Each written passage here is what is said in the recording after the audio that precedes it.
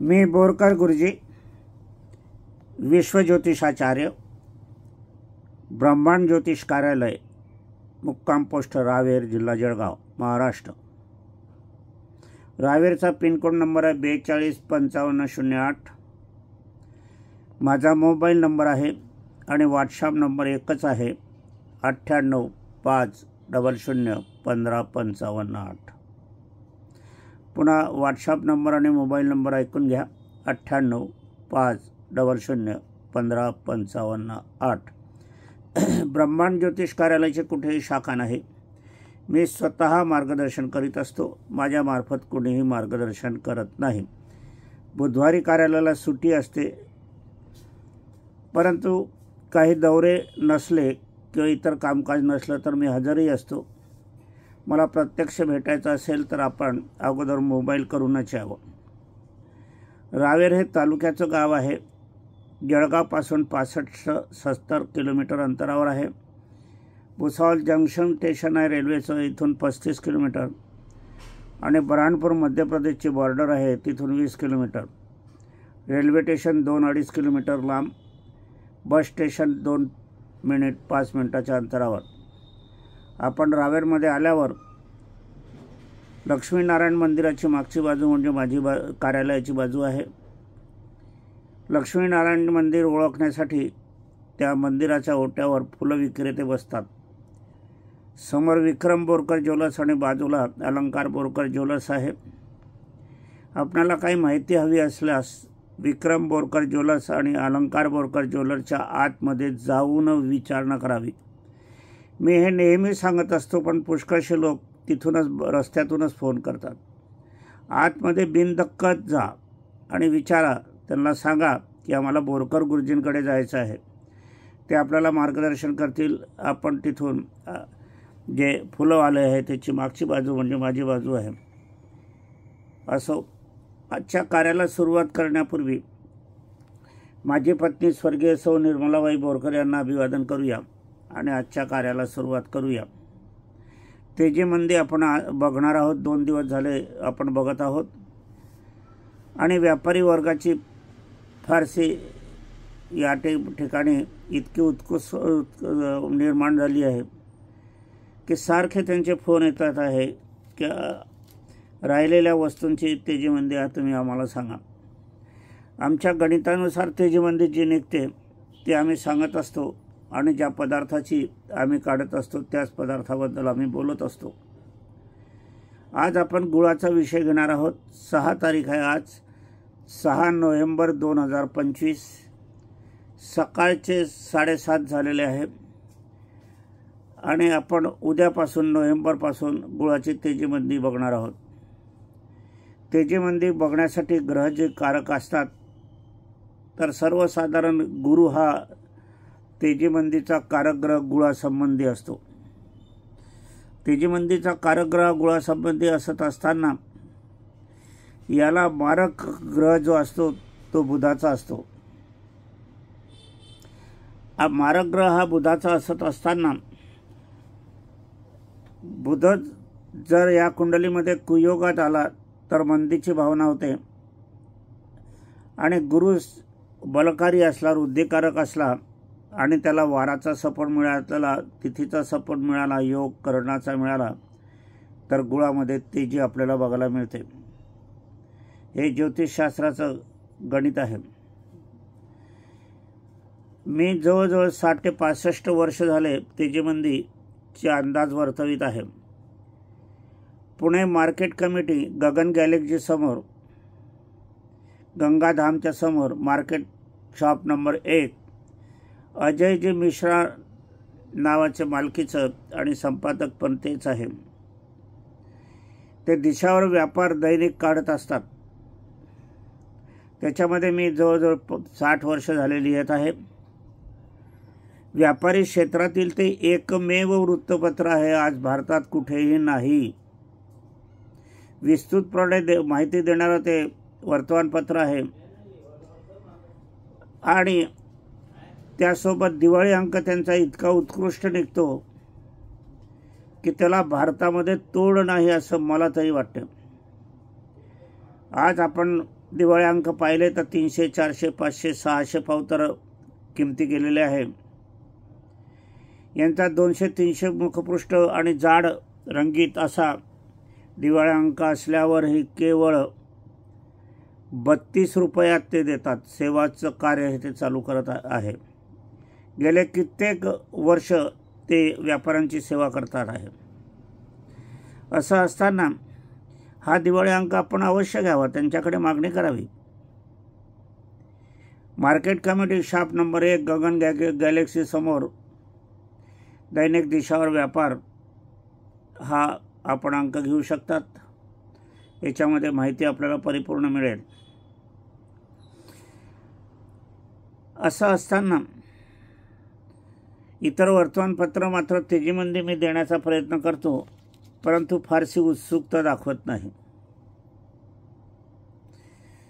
आणि व्यापारी सुद्धा या बाबतीत वर्तमानपत्राला कळवत सुद्धा नाही. संत भारतीय व्यापारी म्हणजे शांत संत.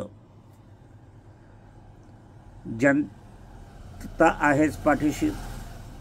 सरकारने कितीही ओझं लावलं, कितीही अन्याय व्यापारी वर्गावर केला तरी सहन करणारे व्यापारी आहेत. व्यापाऱ्यांनी कधीही सरकारकडे मागणी केलेलं मला आठवत नाही.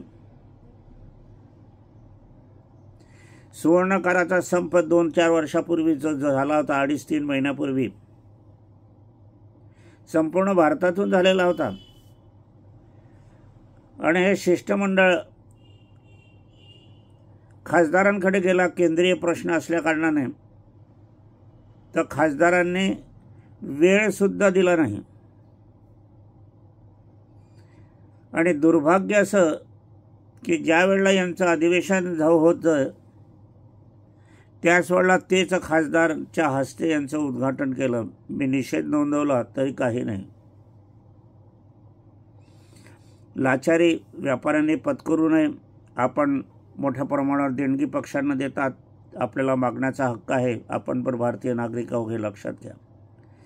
असं तो विषय बाजूला ठेवूया आणि तेजीमंदीचा पुनरुपयोग आपण विषय घेऊया. उद्या 7 तारीख आहे. गुळामध्ये आणि खांडसरीच्या भावामध्ये भाववाढ आपल्याला दिसणार आहे. ही भाववाढ सुरुवातीचीच म्हटली तरी चालेल.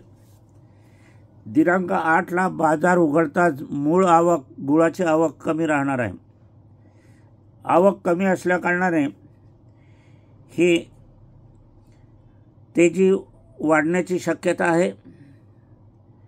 परंतु सायंकाळी बाजार बंद होताच गुळामध्ये मंदी येण्याची शक्यता जास्त आहे. तारीख 9 गुळाचा स्टॉक करण्याची प्रवृत्ती या दिवशी होणार असल्याकारणाने गुळामध्येच्या तेजीच्या भावामध्ये उछाल येईल. आपण प्रत्येक तारखेच्या वारानुसार तेजीमंदी देत आहोत हे लक्षात घ्या. गुळाचा स्टॉक करण्याची प्रवृत्तीमुळे तेजीचे योग ह्या कुंडलीमध्ये 9 तारखेला आपल्याला दिसणार आहेत. 10 तारखेला स्टॉक करण्याची मर्यादित असल्याकारणाने तेजी सामान्य राहील आणि बाजार बंद होताना मंदी साकारेल. ही मंदी पुढील दिवसातही राहणार आहे. दिनांक 11ला चांगलीच मंदी आपल्याला गुळात दिसणार आहे. बाजार बंद होताच मामूली छुटपुट अशी तेजी किरकोळ स्वरूपाची दिसेल. दिनांक 12 नोव्हेंबर 2025 मंदी वातावरण, ग्राहकी उचल कमी येणार आहे.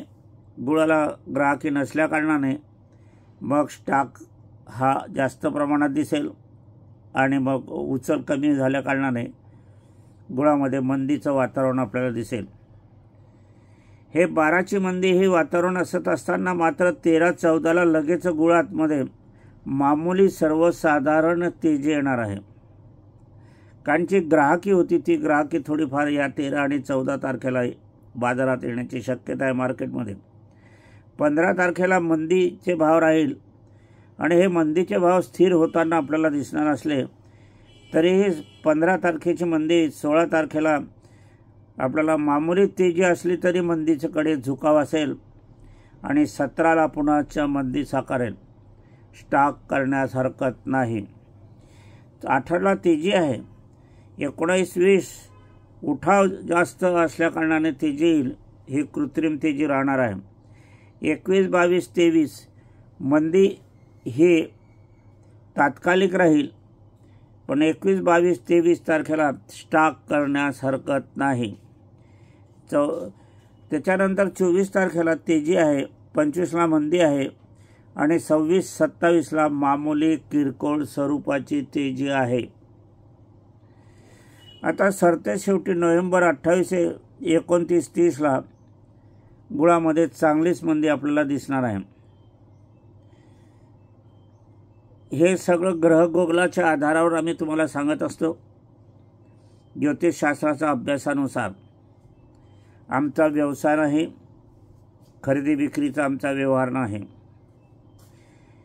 व्यापारशास्त्र प्रत्यक्ष मार्केटचा आम्हाला अनुभव नाही, कारण आम्ही त्यातमध्ये सामील नाही. परंतु ग्रहगोलाच्या अभ्यासानुसार आजपर्यंत माझं वय 78 कडे जात आहे. ग्रहगोल शक्यतोवर धोका देत नाही, बरोबर सांगत असतात. सोन्या चांदीच्या बाबतीत मी तुम्हाला 10-20 वर्षापूर्वी, 15 वर्षापूर्वी दिशावर व्यापारामधून मी प्रकट केले होते की 2025ला 1.5 लाखाच्या जवळपास सोनं जाईल, लाखाच्या वर कुदणार, उडी मारणार. चांदीसुद्धा 1.5 लाखाच्या जवळपास जाणार. त्याप्रमाणे भविष्यवाणी खरी ठरली. आणि हे तेजीचे वारे सुरू असताना, मी मंदी सांगत असताना मला अनेकांनी, व्यापाऱ्यांनी सांगितलं, का हो गुरुजी, तुम्ही मंदीची भावना वर्तविता आणि सारखी दैनिक रोज सकाळ, दुपार, संध्याकाळ, रात्रीसुद्धा तेजी येत आहे, तुमचं भविष्य कुठे आहे? त्यांचा अनुभव बरोबर होता आणि तशीच परिस्थिती होती. त्यांची विचारणा पण बरोबर होती, ती चुकीची होती असं मी मानत नाही आणि समजत पण नाही. परंतु तो भूलभुलैया होता, कृत्रिम तेजी होती. कारण की काय युद्ध परिस्थिती होती, ट्रम्प सरकार आले होते, भारत सरकार कर्जाच्या बाबतीत पहिल्या क्रमांकावर आश्चर्यकारक दाखवलेलं आहे आणि आपण विश्वगुरू होणार आहे, आर्थिक सत्ता मजबूत आहे, अर्थमंत्री म्हणताय. भारतीय लोकशाहीमध्ये काही कमतरता जी दिसून येते ती अशीच होते की ज्यांना व्यापार क्षेत्राचं ज्ञान नाही, कधी हातात तराजू घेतलेला नाही, कधी व्यापार केलेला नाही, कधी बाजारात, भाजी बाजारात साधे गेले पण नाही, असे अर्थमंत्री होतात. गणितविषयी काही शिक्षण असेल, CA असेल, ते पण नाही आणि ते अर्थमंत्री. शैक्षणिक पात्रता किंवा अनुभव नसताना अर्थमंत्री होणं म्हणजे हे देशाचं आर्थिक हानी करण्यासारखं आहे. परंतु राजकारण आहे, बोलता येत नाही, करता येत नाही, सांगता येत नाही आणि व्यापाऱ्यांची मागणी पण नाही. तर या बाबतीत विचारणा व्हायला हवी. ज्यावेळेला आर्थिक बजेट होते त्यावेळेला लहान तळागाळातले जे काही व्यापारी आहेत त्यांनासुद्धा अर्थ बजेट करताना विचारणा केली पाहिजे आणि विचारणा करून त्यांना उत्तरं पण दिली पाहिजे की आम्ही तुमच्या प्रश्नाचा विचार केलेला आहे आणि तो ह्यासाठी बरोबर आहे, चूक आहे, सामान्य आहे. पण असं करताना आजपाव तर कोणी दिसलेलं नाही. भारतीय रुपया रोज धारातीर्थी पडत आहे. असो, पुढची वाटचाल, मोठे मॉल निर्माण झालेले आहे. सर्वसाधारण किराणा दुकानदार म्हणा, सराफ व्यवसाय म्हणा, कापड व्यवसाय म्हणा, हे सगळे डबघाईला आलेले आहे. त्यांचे व्यापार चालेनासे झालेले आहे. जे महात्मा गांधीचं धोरण अगदी सरकारने नेस्तनाबूत केलं ह्यावरून दिसते. गल्लोगल्ली माल, मोठे श्रीमंतीचे दवाखानेसुद्धा मालाच्या स्वरूपात झालेले, त्याचे परिणामही आहे, जीवाशिवाची किंमत नाही. असो, आजचा विषय इथेच थांबवूया. पुनश्च माझी पत्नी स्वर्गीय सौ निर्मलाबाई बोरकर यांना अभिवादन करूया आणि आजच्या कार्याचं समापन करूया.